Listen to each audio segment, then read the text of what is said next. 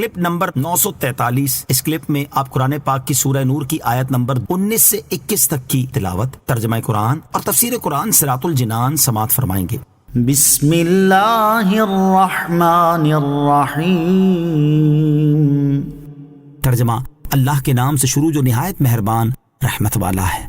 ان الذين يحبون ان تشيع الفاحشة في الذين آمنوا لهم عذاب أليم في الدنيا والآخرة والله يعلم وأنتم لا تعلمون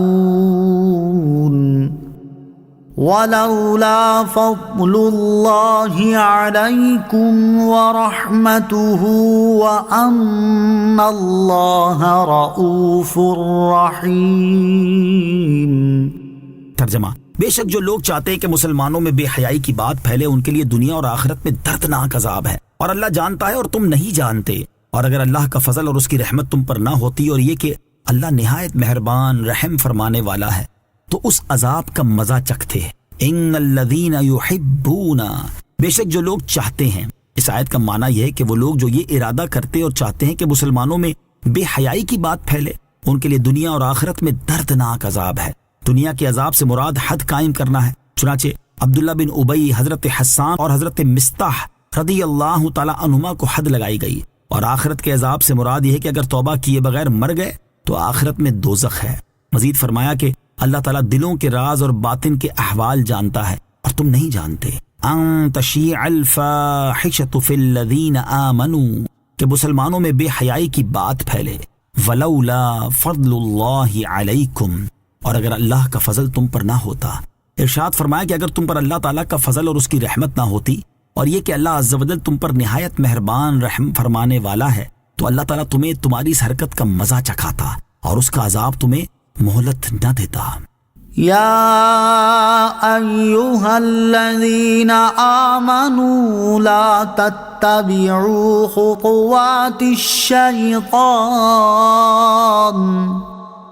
ومن يتبع خطوات الشيطان فإنه يأمر بالفحشاء والمنكر ولولا فضل الله عليكم ورحمته ما زكى منكم من أحد أبدا ولكن الله يزكي من يشاء والله سميع عليم۔ ترجمہ: اے ایمان والو، شیطان کے قدموں کی پیروی نہ کرو، اور تو شیطان کے قدموں کی پیروی کرتا ہے تو بے شک شیطان تو بے حیائی اور بری بات ہی کا حکم دے گا۔ اور اگر اللہ کا فضل اور اس کی رحمت تم پر نہ ہوتی تو تم میں سے کوئی شخص بھی کبھی پاکیزہ نہ ہوتا۔ البتہ اللہ پاکیزہ فرما دیتا ہے جس کو چاہتا ہے، اور اللہ سننے والا جاننے والا ہے۔ یا ایہا الذین آمنوا، اے ایمان والو۔ اس آیت میں اللہ تعالیٰ نے ایمان والوں کو شیطان کی پیروی کرنے سے منع فرمایا، چنانچہ ارشاد فرمایا کہ اے ایمان والو، تم اپنے اعمال اور افعال میں شیطان کے طریقوں پر نہ چلو، اور جو شیطان کے طریقوں کی پیروی کرتا ہے تو بے شک شیطان تو بے حیائی اور بری بات ہی کا حکم دے گا۔ تم اس کے وسوسوں میں نہ پڑو اور بہتان اٹھانے والوں کی باتوں پر کان نہ لگاؤ۔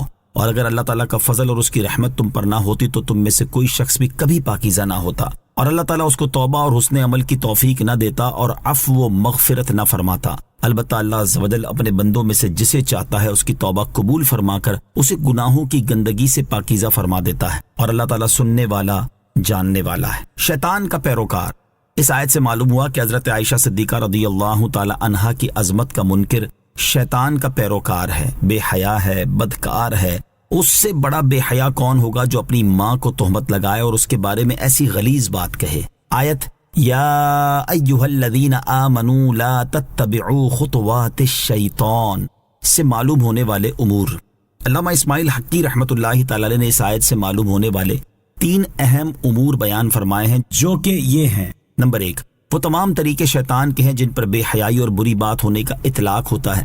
جیسے زنا کی تہمت لگانا، گالی دینا، جھوٹ بولنا اور لوگوں کے عیبوں کی شرعی ضرورت کے بغیر چھان بین کرنا وغیرہ۔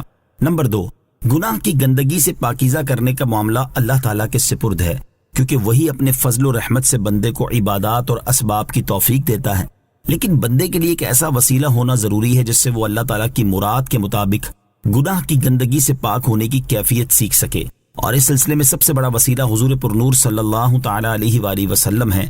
پھر وہ لوگ ہیں جو بندے کو اللہ تعالیٰ کی طرف ہدایت دیں، یعنی کامل مرشد۔ شیخ الاسلام عبداللہ انصاری قدس سرہ فرماتے ہیں، شریعت اور حدیث کے علم میں میرے استاد بہت ہیں، لیکن طریقت میں میرے استاد حضرت ابو الحسن خرقانی رحمۃ اللہ تعالیٰ علیہ ہیں۔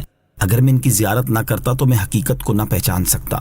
کامل مرشد دین کے راستے کے رہنما اور یقین کے دروازوں کی چابیاں ہیں، لہٰذا کسی کامل انسان کا موجود ہونا بہت بڑی غنیمت ہے، اور اس کی صحبت نصیب ہونا ایک عظیم نعمت ہے۔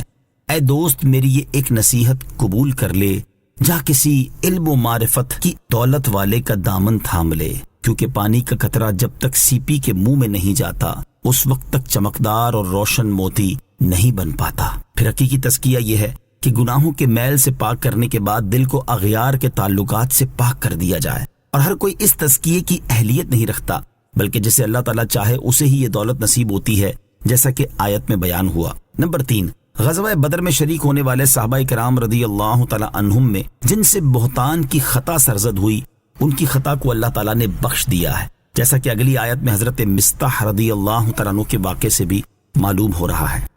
صلو علی الحبیب صلی اللہ تعالی علی محمد صلی اللہ تعالی وسلم۔ مجھے اپنی اور ساری دنیا کی لوگوں کی اصلاح کی کوشش کرنی ہے انشاءاللہ عز و جل۔